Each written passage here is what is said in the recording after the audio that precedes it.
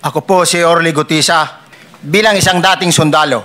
Noong December 5, 2004, na-hire ako bilang security consultant sa Ako Bicol Party List or AKB kay Congressman Saldico. At nasimula ng duty ko kay Congressman Saldico. Bawat umaga, nagre-report ako sa BGC sa Horizon, sa Bonifacio Global City, kung saan nakatira si Kong Saldico. Tuwing may duty at detailed ako sa basura, it means itong basura,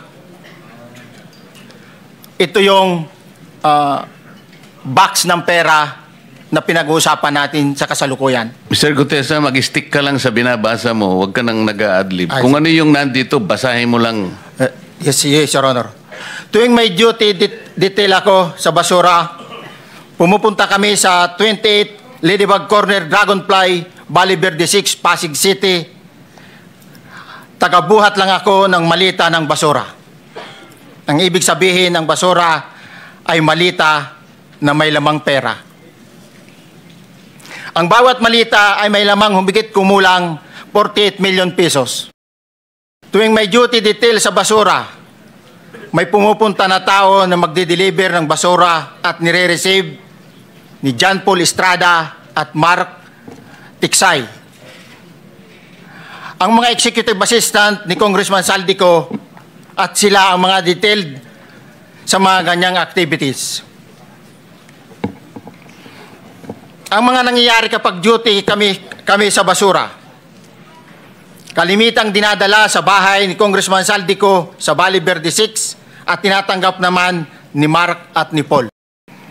Pagkatapos naming may baba ang nasabing basura, ipinapasok sa bahay ni Congressman Saldico sa Valle Verde 6 at binibilang ni Mark at ni Paul. Alam ko na ang laman ng malita ay pera sapagkat nakita ko si Paul na binuksan ang malita at inilabas ang laman para bilangin. Ang isang ehemplo na nagdala ng pera ay si Congressman Eric Yap ng AXIS Party List. 46 na malita ang dala niya sa bahay ni Congressman Saldico sa Valle Verde 6. Pagkatapos mabilang, isinakay namin sa mga sakyan patungo sa Horizon Residence sa Taguig. At dumiretso kami sa basement upang may baba ang nasabing basura. Bago ibaba ang nasabing basura, pagkatapos mabilang ang sinasakay namin sa mga sakyan patungo sa Horizon Residence Taguig. Pagdating sa Horizon Residence, dumidiretso kami sa basement upang maibaba ang nasabing basura at dalhin sa unit ni Congressman Saldico sa 56th floor sa nasabing lugar kung saan siya nakatira. Bago ibaba ang nasabing basura, ito ay bawas na. Halimbawa, nag-akyat kami ng 46 na malita.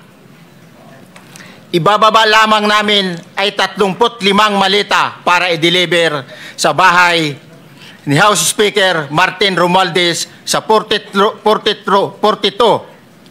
McKinley Street, Taguig. Ang labing isang malita ay naiwan sa taas ng 56th floor sa Horizon Residence. Humigit kumulang 3 beses ako mismo ang nag-deliver ng basura sa bahay ni Congressman Saldico sa Horizon Residence at sa mga bahay ni Speaker Romualdez sa 42 McKinley Street, Taguig. Mas maraming pagkakataon na nagde-deliver kami ng basura sa bahay ni Speaker Romualdez at sa bahay ni Congressman Saldico dahil iba-iba kaming mga nakadetailed na close-in, backup at advance party na nagkakaroon ng rotation.